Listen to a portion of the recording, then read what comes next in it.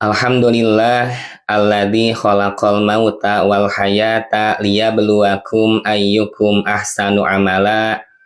Asyhadu an la ilaha illallah wahdahu la syarikalah wa asyhadu anna Muhammadan abduhu wa rasuluh alladzi la nabiyya ba'dah, amma ba'du. Saudara-saudariku yang dirahmati Allah Subhanahu wa taala, pada kesempatan yang baik ini, kita akan melanjutkan pembahasan hadis Nabi Shallallahu Alaihi Wasallam tentang 3 perkara yang harus ada pada diri kita agar kita merasakan manisnya keimanan. Poin pertama dan kedua sudah kita bahas pada pertemuan sebelumnya, yaitu tentang keadaan diri kita yang harus menjadikan Allah dan Rasul-Nya paling kita cintai dibandingkan apapun. Allah dan Rasul-Nya yang harus selalu kita utamakan dibandingkan urusan yang lainnya. Selanjutnya poin kedua, ketika kita mencintai apa saja, mencintai siapa saja, pastikan dasarnya karena Allah Subhanahu wa Ta'ala. Karena tanpa dasar itu, hubungan yang terjalin hanya untuk mencari keuntungan dunia saja, memanfaatkan antara satu dengan yang lainnya hanya untuk mencari keuntungan dunia semata. Dan kelak di akhirat pasti akan merasakan penyesalan, hubungan itu berakhir menjadi permusuhan. Hal itu sebagaimana Allah terangkan dalam Quran surah ke-43, surah Az-Zukhruf ayat 67. A'udzu billahi minasyaitonir rajim. Al-akhillau yawma idzin ba'duhum li ba'din aduwwun illal muttaqin. Teman-teman akrab pada hari itu, maksudnya kelak pada hari kiamat, bermusuhan antara satu dengan yang lainnya, kecuali orang-orang yang bertakwa. Dikarenakan bagi orang-orang yang bertakwa, hubungan yang terjalin dasarnya adalah cinta karena Allah Subhanahu wa Ta'ala, sehingga kebersamaannya akan saling memberikan kebaikan, menguatkan keimanan, menasehati dalam kesabaran, dan saling mengingatkan agar senantiasa melakukan ketaatan. Selanjutnya kita masuk poin ketiga dalam hadis ini, yaitu an yakroha. An yakroha, keadaan seseorang yang membenci, an ya'uda fil kufri, untuk kembali kepada kekufuran, ba'da an qadahullahu minhu, setelah Allah menyelamatkan dia dari kekufuran itu, kama yakrahu an yukdafa finnar, sebagaimana dia membenci apabila dilemparkan ke api neraka. Maka keadaan ini menunjukkan orang-orang yang benar-benar bertobat. Jadi ketika seseorang benar-benar bertobat, maka pasti ia membenci segala bentuk kemaksiatan yang dahulu ia sukai, yang dahulu ia usahakan agar kemaksiatan itu terwujud.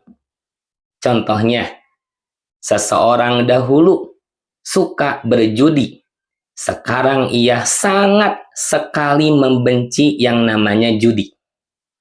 Seseorang dahulu suka mencuri, sekarang ia benar-benar membencinya. Seseorang yang dahulu apabila berkumpul, isi pembicaraannya adalah membahas aib orang lain, mencari-cari kesalahan orang lain, sekarang perbuatan itu benar-benar dibencinya. Maka kebencian itu bukan karena hilang atau berkurangnya kemampuan, tetapi benar-benar didasari dari keimanan. Yakin akhirat itu ada. Yakin neraka itu pasti ada. Tentu berbeda halnya dengan keadaan seseorang yang meninggalkan kemaksiatan dikarenakan hilang atau berkurangnya kemampuan. Kenapa, Pak? Sekarang tidak berjudi. Wah, saya sedang tidak punya uang. Mengapa, Pak? Sekarang tidak lagi mencuri. Aduh, lutut saya sekarang sakit sehingga tidak mampu berlari untuk menyelamatkan diri. Itu contoh suatu alasan perbuatan dosa ditinggalkan bukan karena kesadaran, bukan karena memiliki rasa takut kepada Allah Ta'ala, tetapi dikarenakan kemampuan yang hilang atau berkurang. Poin ketiga ini menunjukkan kepada kita bahwa hal yang harus kita benci adalah saat kita kembali melakukan kemaksiatan, kembali dalam keadaan kafir setelah Allah selamatkan dirinya berada di dalam Islam. Ikhwatu iman yang Allah muliakan, maka dari poin pertama sampai poin terakhir sebetulnya saling berkaitan.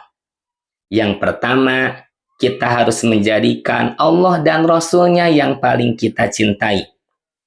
Selanjutnya poin kedua, dalam mencintai apa saja, pastikan dasarnya karena Allah Subhanahu wa Ta'ala.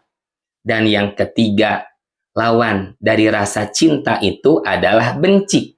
Maka sesuatu yang harus ada pada diri kita, rasa benci yang harus kita kelola adalah kebencian untuk kita kembali melakukan kemaksiatan. Berarti sebaliknya, sekarang yang dicintai, yang diusahakan adalah segala kebaikan demi kebaikan, semakin mendekatkan diri kepada Allah Subhanahu wa Ta'ala. Sehingga benar-benar pada diri kita merasakan manisnya keimanan, merasakan kenikmatan dalam ketaatan, menjadikan akhirat sebagai prioritas utama dalam hidup kita. Alhamdulillah, wallahu alam bisawab. Demikian ikhwatu iman yang bisa disajikan. Mudah-mudahan menjadi nutrisi untuk keimanan kita. Dapat kita selalu merawat rasa cinta karena Allah Subhanahu wa Ta'ala, dan rasa benci yang harus ada pada diri kita, yaitu benci ketika kita kembali melakukan perbuatan dosa. Itulah keadaan orang-orang yang benar-benar bertobat, yang benar-benar kembali kepada Allah Ta'ala, yang selalu menyibukkan diri dengan kebaikan, hingga akhirnya kembali kepada Allah Subhanahu wa Ta'ala. Mohon maaf atas segala kekurangannya. Aqulu qauli hada wa astaghfirullaha li wa lakum. Wassalamualaikum warahmatullahi wabarakatuh.